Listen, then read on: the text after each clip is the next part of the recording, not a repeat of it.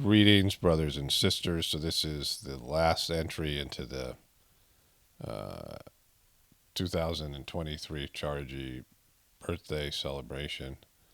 I did a voiceover last night for the last sitting, and I'm going to use that voiceover for both here and in the 113th version of the Journey series. I think I talk about it. Can't remember everything that's in it, but I think I talk about how that's sort of an epic addition to the Journey series, very important one. But here's the voiceover. Okay, so the gathering has ended. The final sitting was tonight here, and whatever it was for you guys when you decided to meditate. And it was another great sitting.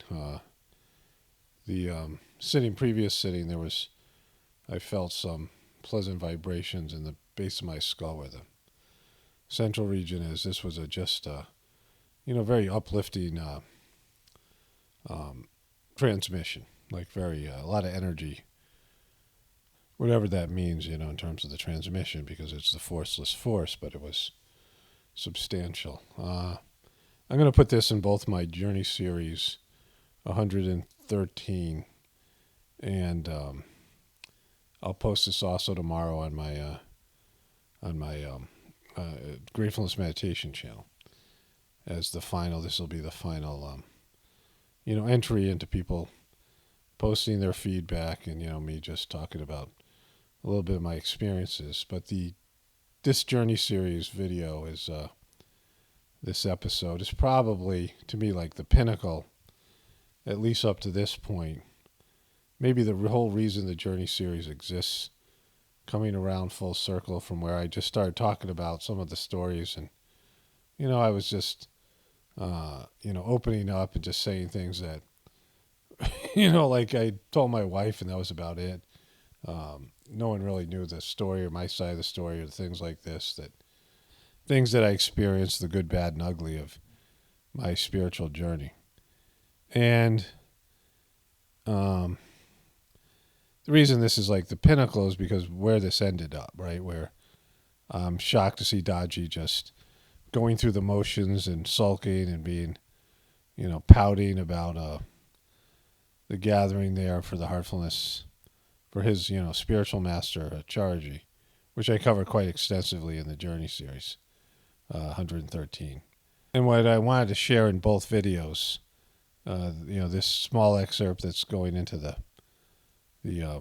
final edition of the Gratefulness meditation, and then that's going to be the end of the 113th Journey series. This is the second to last voiceover. I'll wrap it up tomorrow.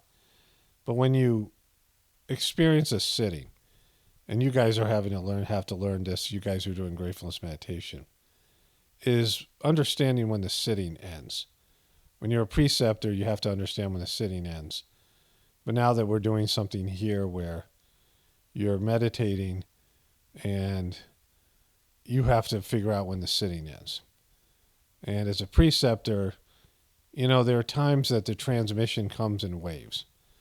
Like at a group meditation, you'll transmit and you'll read the condition of the group, or you read the condition of the individuals in the individual sitting. And then you start cleaning. There's a cleaning there.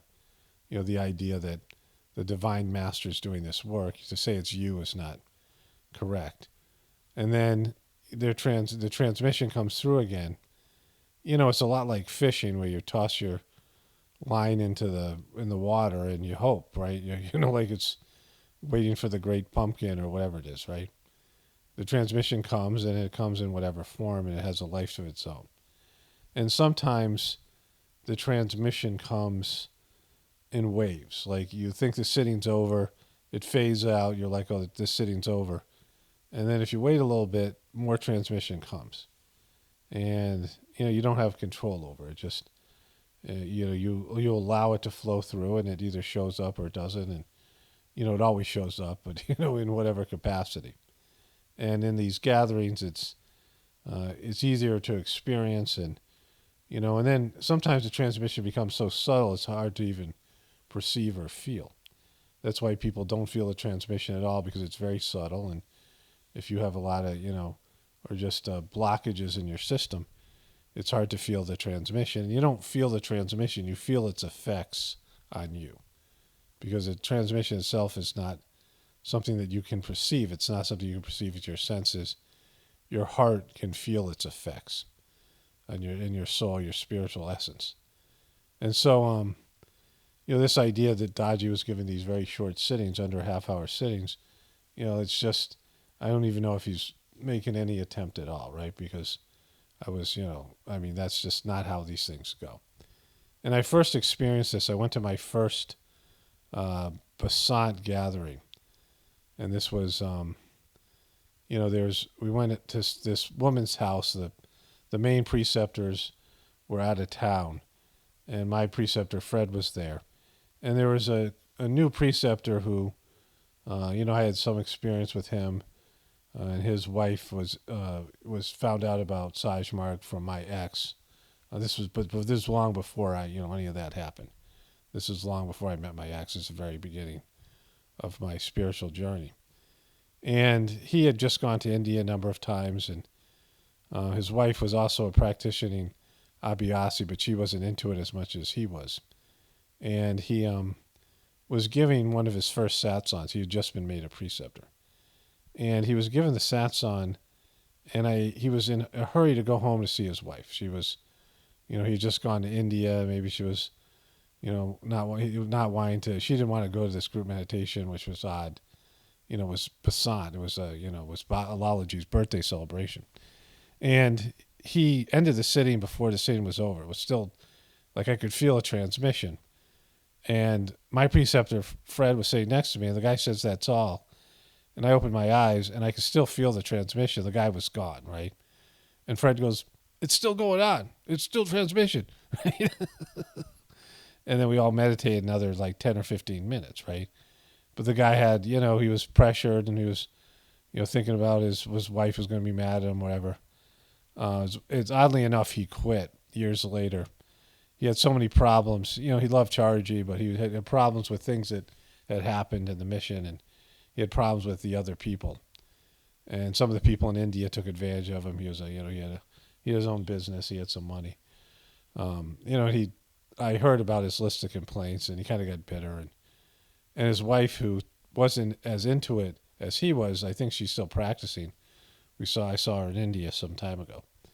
But anyways, this is how sittings go. Sometimes, they start up again, and being able to tell when it's over is really an art, right? Because the sitting is, it's an abstract thing, and each one is different and unique and has specific spiritual work that happens, and figuring out what that work is important as well. There are Abhyasis who you would ask them what they experienced, senior Abhyasis or one who had been practicing sensitive ones, and they could tell you exactly what the work was happening, which points were being cleaned, where they experienced the energy. And then other people would just make up these wild imaginative stories, right? So there's these, and some people wouldn't feel anything. So there's this spectrum of sensitivity and things like that, but it's something everyone who does this practice has to hone in and, understand and work towards. Okay, so that's the voiceover. You can leave your feedback of your experience of the gathering, the transmission, the sittings, whatever it was, in the comments section. And, it was for me a very successful, for what we do here, it was very successful. And I'm happy with it. I feel the boost that you get from a gathering very prevalently, even maybe more so than the first one we did with Babaji. And, I assume these things will get better over time. It just depends on, if more and more people do it or not, or whatever it is. But either way, the transmission is flowing, and that's a good thing. Only spirituality will save this world. It's Paramano, definitely born from the Apocalaughs. And the Ascension, everyone have a blessed day, and be grateful.